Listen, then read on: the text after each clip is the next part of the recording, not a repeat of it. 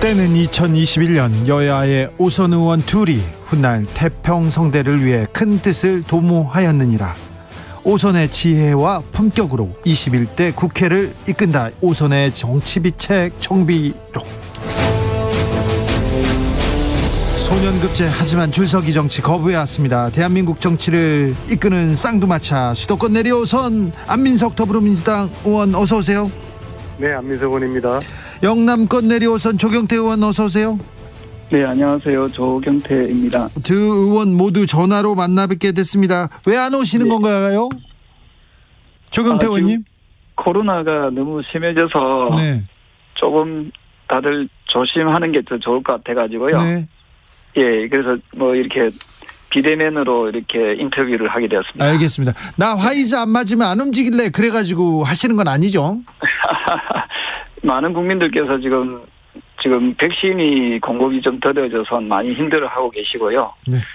최근에 보건복지부 장관에게 질문을 했을 때 11월 달까지 집단 면역이 이루어질 수 있도록 하겠다는 데 대해서 긍정적인 답을 줬기 때문에 네. 저는 정부는 하루라도 빨리 백신 공급을 잘해서 우리 국민들의 불안을 최소화시켜야 된다 이런 생각을 하고 있습니다. 자, 안민석 의원님의 신상 발언으로 시작하겠습니다. 네, 최근에 그 사면 문제가 논란이 되고 있는데요. 네. 이 사면은 이제 대통령의 고유 권한입니다. 네. 네, 대통령께서 지난번에 언급하신 대로 본인들의 반성이 전제가 돼야 되고요. 그리고 그 반성을 국민들이 잘 수용을 해 주셔서 국민적인 양해가 전제가 된다면 대통령의 결단에서 국민들에게 이해를 구해야 될 문제라고 이제 보는데요. 저는 이제 박근혜, 이재용 이런 사면보다는 지금 우리에게 잊혀진 인물이 하나 있습니다. 박관천 경정이란 분인데요. 그분은 이번에 사면이 꼭 돼야 된다고 저는 말씀드리고 싶습니다. 왜냐하면은 사실은 그분이 지난 시절 국정농단을 국민들에게 알린 용기 있는 그런 공무원이었고요. 최순실이 우리나라 권력 서열 1위고 정윤회가 2위고 박근혜 대통령은 3위다라는 이야기를 진실을 이야기했던 용기 있는 공무원이고 어떻게 보면 애국자예요. 이분에게 훈장을 주지 못할 망정 이분을 박지만 씨에게 청와대 서류를 전달해 줬다는 것으로 해서 500일 구속을 시켰어요. 그리고 상고를 했는데 한 4년을 끌다가 올해 1월 달이죠. 네. 박근혜 대통령 대법원 판결 나던 그날 그 상고를 기각을 해버렸어요. 네. 그리고 앞으로 집행유예 2년, 그러니까 자격진지 2년이죠. 길어요. 그럼 토탈해서 15년부터 문제라니까요. 23년까지 그 10년 가까운 시간 동안을 이 사람을 정상적인 사회활동을 못하도록 묶어놓는 거예요. 훈장을 줘도 시원찮을 박관정 경정을 네. 이번 기회에 꼭 사면을 줘야 된다고 저는 생각하는데 이거 역시도 대통령의 최종 권한이라고 보기 때문에 저는 간곡하게 의견만 말씀을 드리겠습니다. 알겠습니다. 간곡하게 길게 의견을 주셨습니다. 자, 조경태 의원님 하실 말씀 있으세요? 네, 지금 청해부대 우리 그 군인들이 90% 이상 코로나로 이렇게 확진이 되지 않았습니까? 대한민국의 그 해외 파병되어 있는 우리 군인들의 전투력을 상실하게 만든 이 아주 어이없고 정말 어처구니 없는 일이 벌어졌습니다. 오늘 그 청해부대 한 병사가 그 당시 상황을 인터뷰를 했는데요.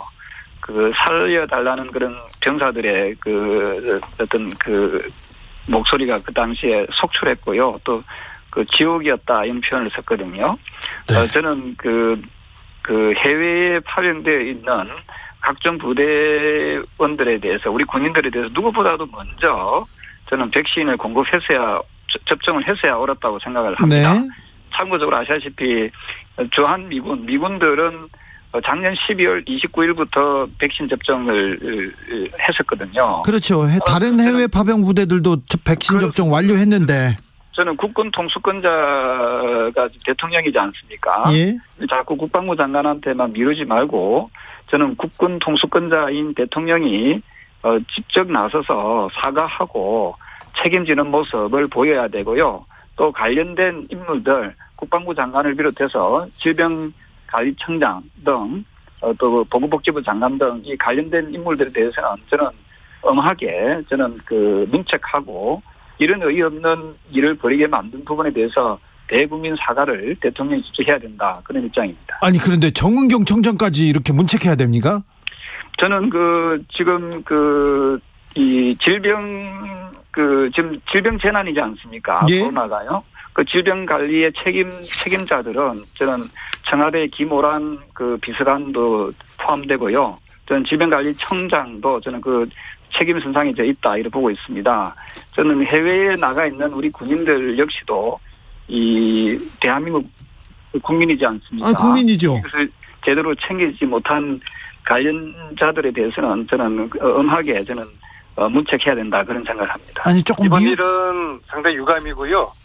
이게 자체 해외 파견되어 있는 우리 군인들에 대한 이 관리를 특별하게 해줄 계기가 됐으면 좋겠고요. 특히 국내에도 우리의 국군 장병들이 지금 단체 생활을 하지 않습니까? 네. 그래서 특별한 관리를 하는 계기가 됐으면 좋겠고요. 단지 이런 일이 발생할 때마다 해결을 함께 여야가 모색하기 위한 노력을 해야 되는데 이럴 때마다 정쟁으로 이 문제를 더 꼬이게 만들지 말았으면 좋겠다는 이거는 절대 그런 정쟁이 바람을 아니죠. 중조하게 이건 됩니다. 명백히 드러나는 사건이고 이에 대해서 책임지는 모습을 반드시 보여야 되고 지금 우리 국군이 지금 이 타격을 입었습니다. 그렇다면 거기에 국군의 최고 책임자가 누굽니까? 국군 통수권자지 않습니까? 예. 이것은 여야가 어디 있습니까? 그야말로 우리 안보에는 여야가 없다, 국방에는 여야가 없다 하는 부분에 대해서 아마도 안민석 의원께서는 동의하실 거라 보고 있고요. 이 문제에 대해서 마저 청와대를 싸고 도는 모습은 바람직한 모습은 아니다라고 보고 있고요. 지금 이 순간에도 군대에 보낸 우리 부모님들의 마음을 우리는 좀 헤아려야 된다라는 생각을 저는 하고 있습니다. 이 부분에 저는 국민의당 넘어가서는 안 되고요. 예. 저 야당에서 주장하고 있는 국정조사도 해야 되고요. 그리고 대통령이 직접 나와서 이 부분에 대해서 해명을 해야 된다. 아주 이 부분은 그냥 넘어가서는 의원님 절대 되지 않는다 아주 생각을 하고 있습니다. 신나셨어요. 국민의힘 이름을 신나고 안 나올 문제. 국민의힘 이름을 90% 이상이 이 부분에 대해서 지금 확진 판정이 되었습니다. 이게 어떻게 신난다는 그런 표현을 할 수 있습니까? 아이고 자 알겠어요. 조혁 의원님이 그렇게 아주 그냥 흥분해가지고 말씀하시는 것이 여야의 어떤 문제로 보지 마시고. 자 여야 문제가 아니다.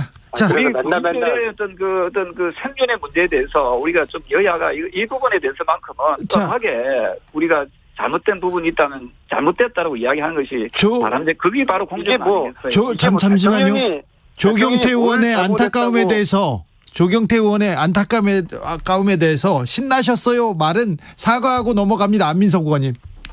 아니 그러니까 아주 이거 갖다 마치 정쟁의 수단으로 이런 문제가 터지길 기다렸다는 듯이 그렇게 막 흥분해서 말씀을 하실 문제가 아니고 정쟁의 수단이란 대통령이 책임질 문제는 아니지 않습니까? 우리 군인들이 지금 그만큼 상처를 입었다는 부분에 대해서 국민들이 지금 분노하고 있는 걸 우리가 국회의원이라면 최소한 그 부분에 대해서 우리가 대변해야 할 알겠습니다. 책임이 있다. 아니 이 사단은 유감이지만은 이런 일 날 때마다 대통령에게 맨날 사과하라고 이렇게 요구하는 그런 야당의 자세가 이게 이런 문제를 정쟁화하려는 그런 오해를 살 수가 있지 않겠습니까? 아니 두 분이 스튜디오에서는 그렇게 또 서로 존중하고 존경하고 그러더니 전화로는 막 싸우네요. 왜 그러세요? 얼굴 안 보인다고. 싸우는 의미는 보다는요. 저는 안민석 의원님하고 좌우 시각이 다를 수가 있는데 네. 저는 청해 부대에 우리 소중한 우리 병사들 군인들이 정말 고통받은 부분에 대해서 저는 국군 통수권자가 이 부분에 대해서 직접 해명하고 네. 두 분 다시는 이런 문제들이 문제 재발이 발생하지 않도록 단단히 해야 된다는 그런 입장에서 제가 드린 말씀입니다. 단단히 해야 된다. 그렇죠. 네. 대통령께서도 이제 여기 대해서 각별한 관심을 가지시고 화도 내고 그러셨는데 공군 수석기도 보냈고요. 네. 대통령이 사과를 할 그런 문제까지는 표현하시는 거는 뭐 과하지 않나 이제 그런 생각이 듭니다. 다른 문제로 좀 넘어가 보겠습니다. 조경태 의원님, 박근혜 전 대통령 이재용 부회장 사면에 대해서는 어떻게 생각하십니까? 짧게 물어보고 넘어갈게요. 네, 전직 대통령에 대한 사면 문제에 대해서는 우리 국민적 대통령이 고유 권한이라고 보고 있고요. 네. 다만 이재용 부회장의 가석방 얘기가 나오고 있지 않습니까? 예. 저는 가석방보다는 가석방에 하게 되면 정상적인 경영 활동을 할 수 없다고 합니다. 따라서 이재용 부회장의 사면 문제에 대해서는 좀 더 적극적으로 청와대가 결단을 하는 것이 지금 어려운 경제 상황을 극복하는데 크게 도움이 되지 않겠나 이런 입장입니다. 지금 재판도 많이 남았고 지금 조사도 받아야 되고 그런데 사면을 내줘야 된다, 사면을 해야 된다 이렇게 생각하시네요. 박한천 경쟁의 사면에 대해서는 어떻게 생각하세요, 조경태 의원님? 저는 그분에 대해서는 솔직히 잘 모르거든요. 제가 조금 따가 좀 정보를 좀 알아보고 네. 그분에 대해서 좀 더 정보를 좀 아니 국민들이 다 아는 사실인데 왜 모르는 척 하셔요? 정윤회를 비선실세라고 지목을 했고 우리나라 권력 서열 1위가 최순실이라고 동기 있는 폭로를 한 거를 국민들이 다 알고 있어요. 두 분들 이제 그만 좀 하세요. 옐로우 카드 한 장씩. 할 수 있습니까? 자, 네? 옐로우 카드 한 장씩. 주장일 뿐이지요. 네. 자, 그걸 가지고 그런 부분에 대해서 자꾸 그게 어떻게 애국자라고 이렇게 표현을 할 수 있어요. 자, 다음 이슈로 넘어가겠습니다. 오늘 그러니까 이제 국정농단이 돼 가지고 아직 이제 탄핵의 강을 건네지 않은 거예요. 아직까지도 그 부분에 대해서는 조경태 의원님 정도가 저렇게 말씀하시면은 국민의 당에서 아까도 말씀드렸던 말씀대로 두 분 전직 대통령에 대해서는 대통령의 고유 권한이니까 대통령의 결단을 하시라는 그런 뜻입니다. 그렇게 넘어갈게요. 이 문제는 넘어가고요. 자, 두 분의 설전이 계속 거칠어지고 있는데 이낙연, 이재명 이낙연 후보의 주자 간의 난타전 어떻게 보고 계신지요? 이건 제가 먼저 말씀드릴게요. 제 문제이기 때문에. 그리고 안민석 의원 끝나면 조경태 의원 얘기 들을게요. 김정학님께서 이럴 거면 전화 연결하지 마세요. 두 분 다 잡아오세요. 이렇게 얘기 나옵니다. 자, 안민석 의원님. 네, 코로나 때문에 이제 경선 일정이 연기가 됐고요. 그리고 이낙연 후보가 40%까지 갔던 지지율이 10% 떨어졌다가 경선 컷오프를 거치면서 다시 치고 올라와서 이제 경선이 좀 재미가 있어졌어요. 예. 물론 본인들이야 피가 마르시겠지만요. 그러나 여전히 이재명 경기도지사가 원탑인 상황이고요. 이낙연 총리가 이제 2등을 굳혔지만은 조금씩 올라오고 있는 이제 그런 추세고요. 그래서 밋밋하게 치러질 것 같은 민주당 대선 후보 경선이 아주 장이 지금 서고 있다. 단지 후보 간의 지나친 비방, 네거티브는 좀 삼가야 되겠다. 이런 것들은 국민들이나 지지자들의 반감을 사게 되거든요. 네. 물론 이제 후보들이 금도를 지킬 것이라고 믿지만요. 저는 이번 주말 정도에는 아니면 조속한 시일 내에 후보자들이 모여서 네거티브를 하지 말자는 그런 공동선언을 하고 이후에는 국민들에게 어떤 나라를 만들겠다는 본인의 정책과 비전을 중심으로 정책 검증이 이루어지는 그런 경선이 되기를 바라겠습니다. 조경태 의원님. 네, 방금 안민석 의원께서 말씀을 다 하셨는데요. 네. 지금 어떻게 보셔요?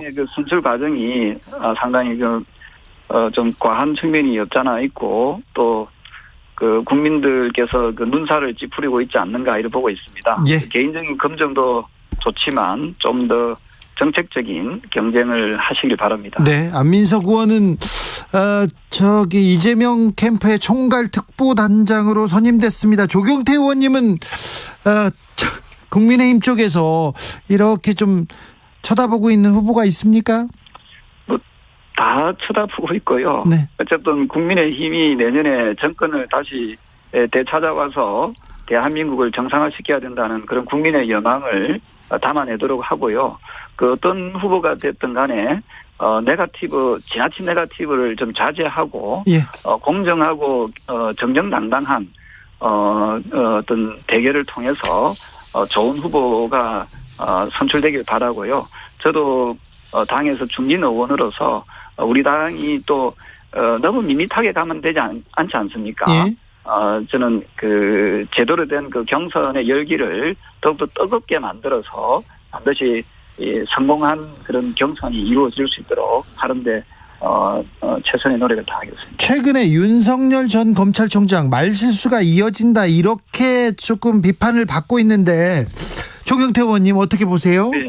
네, 그런 부분에 대해서 또 뭐 윤 전 총장 본인이 그 부분에 대해서 더 잘 알고 있을 겁니다. 아마도 윤 총장 잘 모르는 것 같은데요. 뭐 정치 경험이 좀 많이 부족한 부분이 있고요. 예. 또 다만 또 공정의 아이콘이라고 하면 또 윤석열 또 총장을 또 이렇게 국민들께서 꼽고 계시기 때문에 또 기대감도 또한 좀 높다라고 보고 있습니다. 다만 8월 말까지는 이제 정상적으로 국민의힘도 경선 버스를 이제 출발을 해야 되니까 그때까지는 아마 들어와야 되지 않을까 하는 생각을 하고 있습니다. 안민석 의원님. 제가 볼 때는 야권 대선 후보 선출은 지금 현재 플랜 B 단계로 가고 있다고 봅니다. 플랜 A는 윤석열을 중심으로 야권 후보를 생각을 했던 또 만지락거렸던 플랜 A는 지금 이제 마무리되고 있는 것 같습니다. 왜냐하면은 이 금정의 이 시간을 버텨내지 못할 거라는 가족 문제라든지 또 뭐 본인의 지금 말실수 이런 뭐 장모까지 구속되지 않았습니까? 그래서 도저히 야권이 봤을 때는 윤석열 가지고는 이거 안 되겠다 싶어서 플랜 B가 이제 가동이 이제 막 되기 시작하는 단계라고 보고요. 플랜 B의 중심에는 최재형 전 감사원장이 있다고 보고요. 근데 플랜 A든 플랜 B든 정치는 명분인데 두 분 다 대통령 되려고 검찰총장과 감사원장을 중도에 사퇴한 이것은 정치적인 명분으로 국민들이 도저히 인정해 줄 수가 없을 것입니다. 그래서 저는 최재형 씨도 저는 결국에는 이 검증을 견디지 못할 거라고 보고요. 그리고 윤석열이나 최재형 두 분 모두가 대한민국을 어떻게 이끌겠다는 정책과 비전을 보여주고 못하기 때문에 저는 그 야권에서 선택을 하지 않을 거라고 보고요. 저는 결국에는 플랜 C가 기다리고 있다. 저는 그렇게 보고 있습니다. 플랜 C가 누굽니까? 조경태? 지금은 제가 말씀드리기 뭐하고 적당한 시점 되면은 구체적으로 말씀을 드리겠습니다. 알겠습니다. 플랜 A, B를 지금 접고 이제 C로 갑니다.